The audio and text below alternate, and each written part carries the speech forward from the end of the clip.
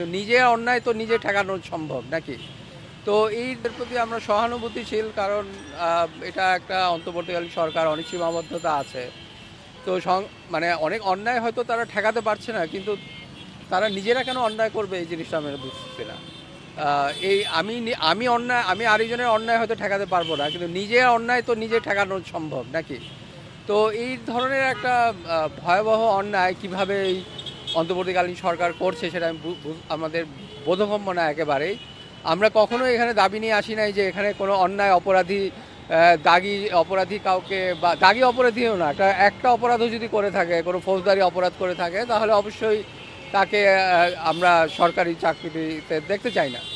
কিন্তু সেরকম কোনো অভিযোগ কারোর বিরুদ্ধে না এনে ভেরিফিকেশন নামক একটা অদ্ভুত কথা বলে, যে ভেরিফিকেশনে আসলে কি ভেরিফাই করে কি পাওয়া গেছে কেউ জানে না, এভাবে এতজন ছাত্রছাত্রীকে, যারা চাকরি প্রার্থী, তাদেরকে এভাবে তাদের জীবন, জীবিকা ঝুঁকির মধ্যে ফেলে দেওয়া, এটা আমার কাছে একটা মনে হয় প্রচণ্ড বড় অন্যায়।